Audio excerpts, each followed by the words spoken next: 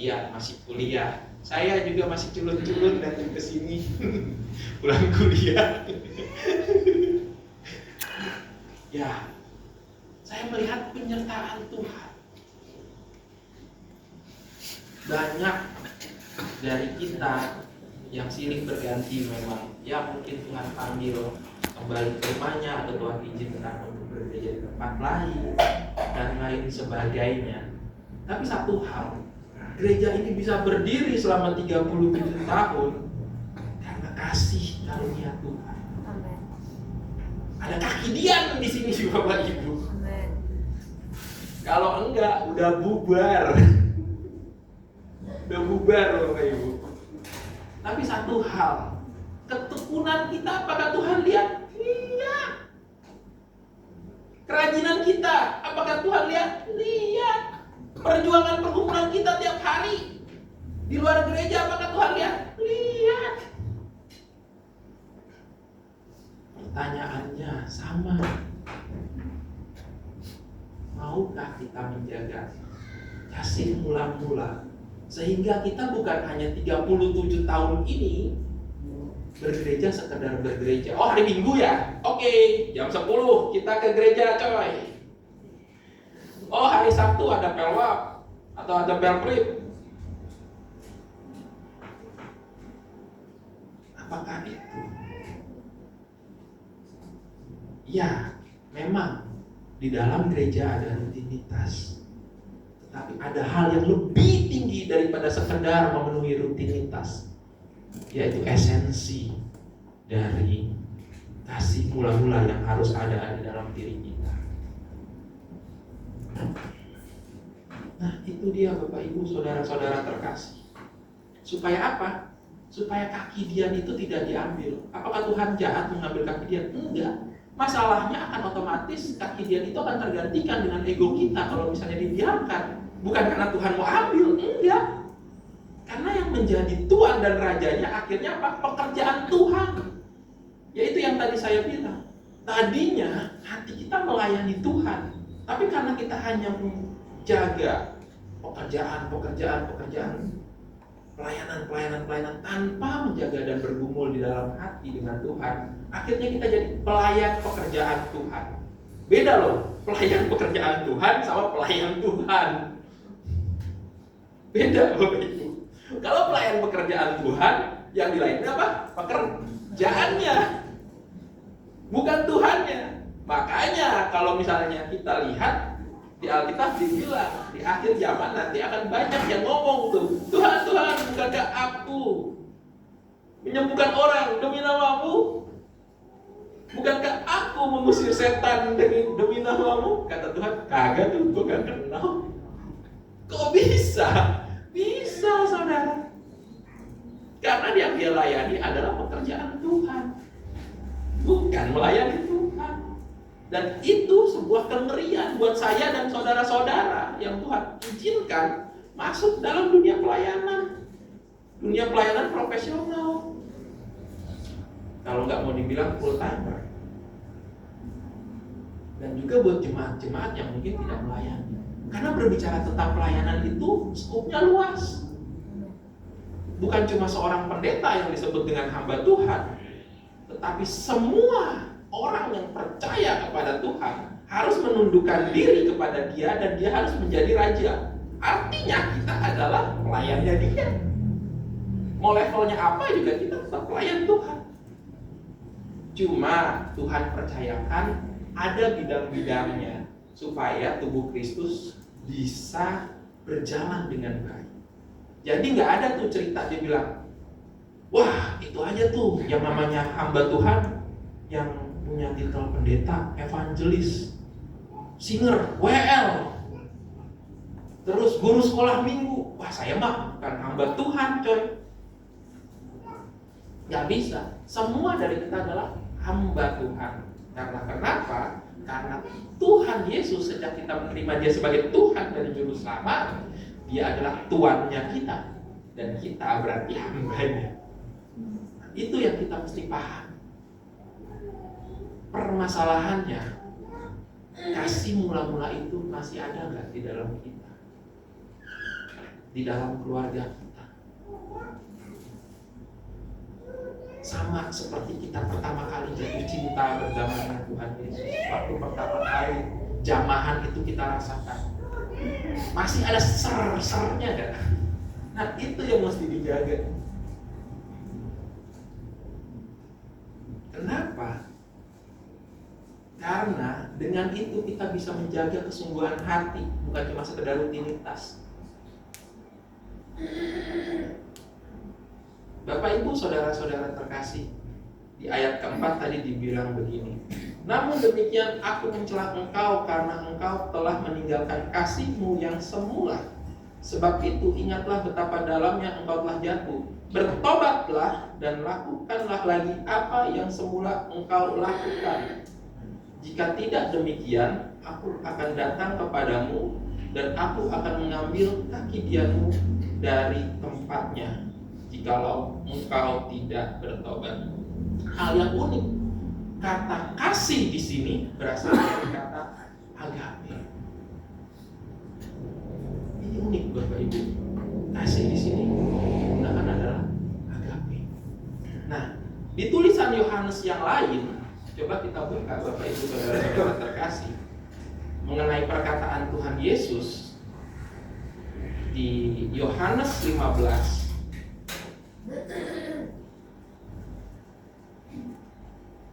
ayat 9 sampai dengan ayat yang ke-17. Di situ diberikan judul apa? Perintah supaya saling mengasihi. Roh yang mengilhami Yohanes menulis adalah Roh Kudus.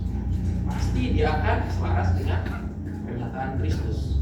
Dan ini adalah pernyataan Kristus. Saya akan bacakan di ayat yang ke-9. Seperti Bapa telah mengasihi aku, demikianlah juga aku telah mengasihi kamu.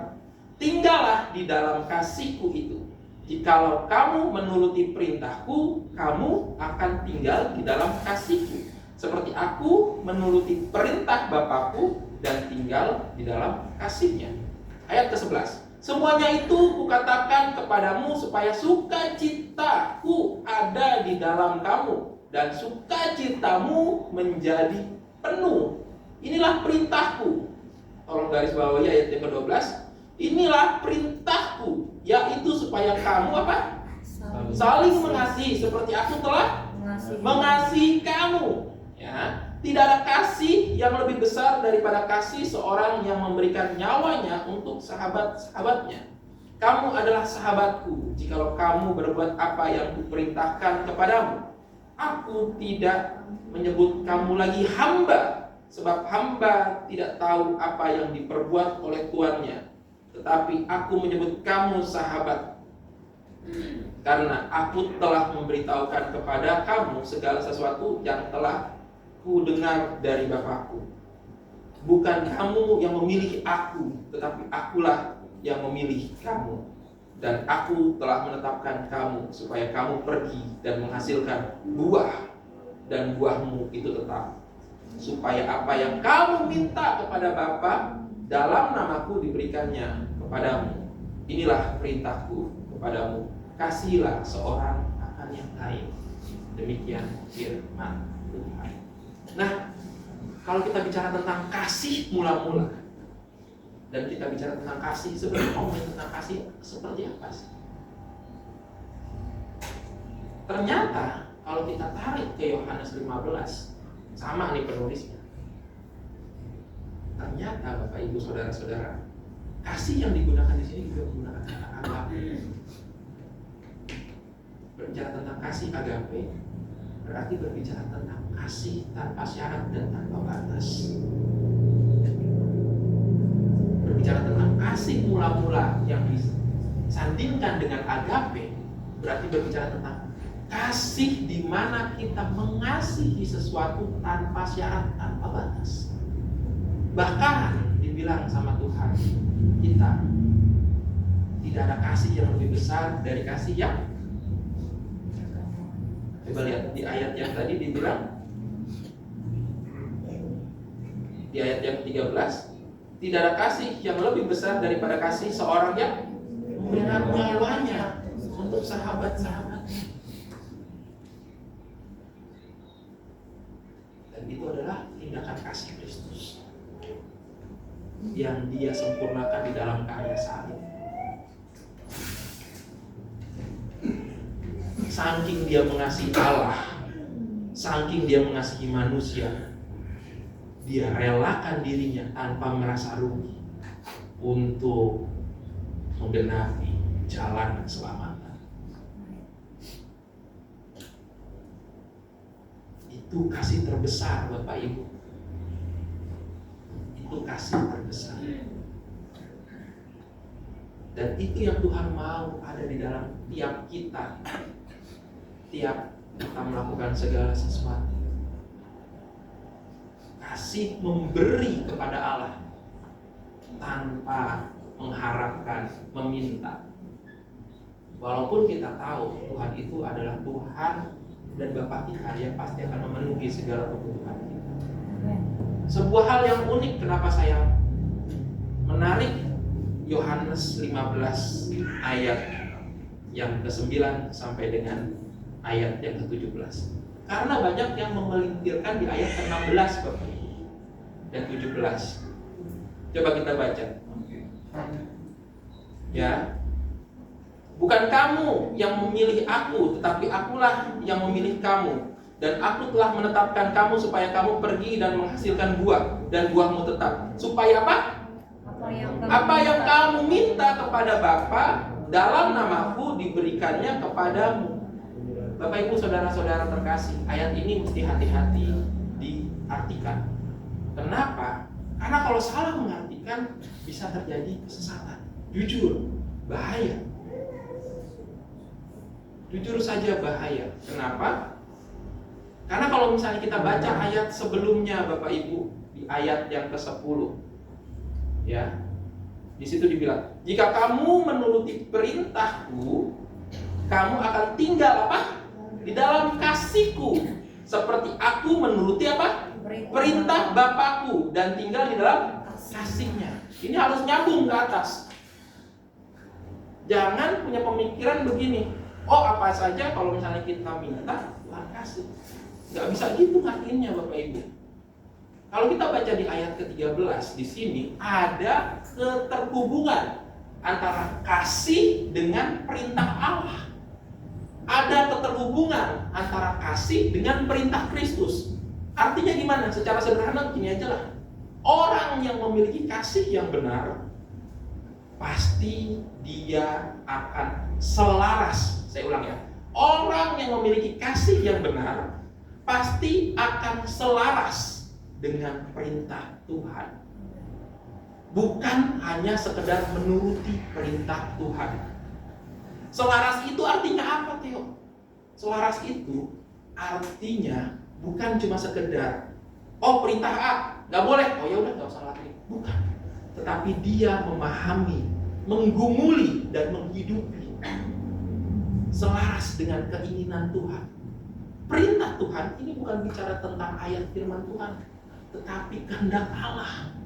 Menyelaraskan diri dengan kehendak Allah. Menyelaraskan diri dengan kemauan Allah. Apa yang Allah mau, itu yang aku mau. Apa yang Tuhan rindukan, itu yang aku rindukan. Apa yang Tuhan cintai, itu yang aku cintai. Apa yang Allah rasakan, itu yang Allah rasakan, kita rasakan. Allah adalah kasih. Oleh sebab itu, orang yang punya kasih Allah pasti akan selaras dengan hidupnya, dengan perintahnya Tuhan. Itu logis jadinya. Berbicara perintah di sini bukan cuma sekedar firman dalam artian perintah ya dan tidak, boleh dan enggak. Bukan, tetapi berbicara perintah di sini berbicara tentang kerinduan, hasrat hatinya Allah. Lebih dalam Bapak Ibu. Dan kalau kita udah satu dengan hasratnya Allah, pasti kita akan satu dengan perasaannya Allah, yaitu kasih. Karena Allah adalah kasih. Logis gak? Logis di sini. Dan kalau kita sudah memiliki kasih dan hasratnya Allah, kerinduannya Allah terhadap kehidupan kita adalah logis. Waktu kita bilang A menjadi A, B menjadi B. Kenapa? Itu adalah kerinduan Allah. Hasratnya Allah. Dan kalau memang itu kehendak Allah, Gak ada yang bisa menghalangi. Levelnya udah sampai situ. Makanya baru kita bisa paham ayat yang ke-16 tadi. Apa saja yang aku minta, dalam artian bukan sekedar kita minta dengan ego kita, enggak. Tetapi kita sudah menyatu dengan kehendak Allah, hasratnya Allah, keinginannya Allah, hatinya Allah, perasaannya Allah, yaitu kasih. Lalu kita minta, maka apa yang terjadi? Tergenapi dan nama Tuhan dipermuliakan. Itu yang terjadi Bapak Ibu Saudara-saudara terkasih. Mengikut Tuhan bukan bicara take and give. Maksudnya gimana Theo? Ngikut Tuhan, oke Tuhan, gue ngikut lu ya, saya ngikut lu ya. Gue pergi ke gereja nih, terus di Alkitab ditulis jangan mencuri. Oke, saya udah gak mencuri nih Tuhan. Kata pendeta harus rajin berdoa. Oke, saya ikut berdoa. Terus saya ada masalah, Tuhan tolong angkat dong. Take and give Bapak Ibu. Take and give. Ngikut Tuhan dari gitu. Ngikut Tuhan adalah menyelaraskan diri dengan kehendak Allah, memantaskan diri dengan kehendak Allah. Dan pada saat kita memantaskan diri dengan kehendak Allah, kerinduan hati Allah, apa yang terjadi? Kehendak Allah akan tergenapi di dalam kehidupan kita. Beda levelnya, beda Bapak Ibu. Dan pada saat masalah datang, walaupun kita berdoa dan berkata,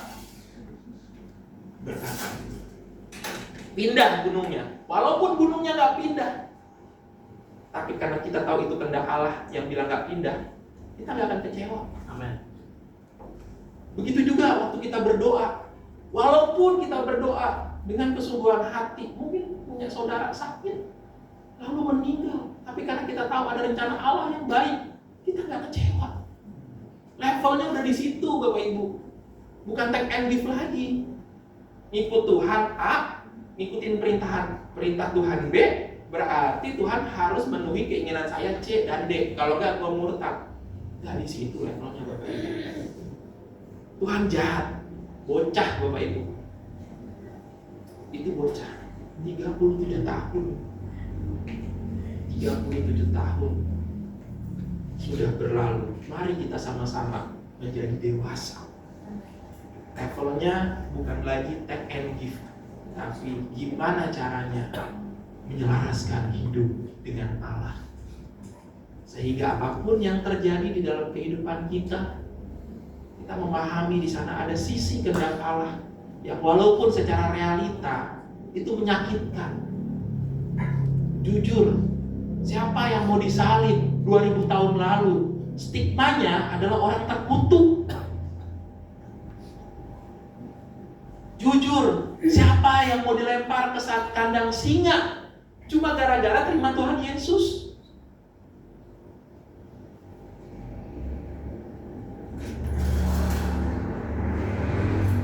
Itu Bapak Ibu Saudara-saudara terkasih. Saya tahu kehidupan sekarang makin sulit. Gak susah kemarin. Bensin naik. Sekarang pakai kode lagi kalau buat beli bensin ya mobil. Saya tahu Bapak Ibu sama kita ngerasain halnya itu. Tapi satu hal yang jadi masalah itu bukan pada saat Tuhan tidak menjawab, seolah-olah ya, tidak menjawab apa yang kita mau. Yang jadi soal adalah apakah kita ngerti kehendak Tuhan, kenapa Tuhan melakukan itu. Dan dibutuhkan kedewasaan untuk bisa melakukan itu. Makanya saya kembali bilang, ini bukan bicara take and give. Enggak, tapi ini bicara tentang menyelaraskan diri dengan yang Maha Kuasa. Berbeda. Walaupun kita berdoa gunungnya gak pindah, kita gak kecewa. Karena kenapa? Kita sudah selaras dengan Allah. Oh, ternyata Allah gak mau mindahin. Ya wis, gak apa-apa. Ada hal yang lebih baik.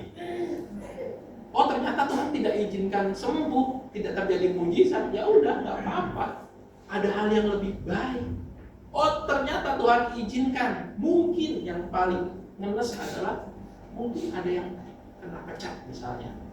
Kita udah berusaha baik di kantor itu, jujur dan lain sebagainya, kena pecat dan lain sebagainya. Berat nggak? Berat. Tapi kalau kita bersama dengan Tuhan, kita nggak kecewa dan nggak khawatir. Kenapa? Tuhan pasti kasih yang lebih baik. Dan itu yang disebut dengan menyelaraskan diri, bukan take and give. Kalau mental kita, kalau iman kita adalah mental dan iman take and give, kasih dan terima, kecewa Bapak Ibu.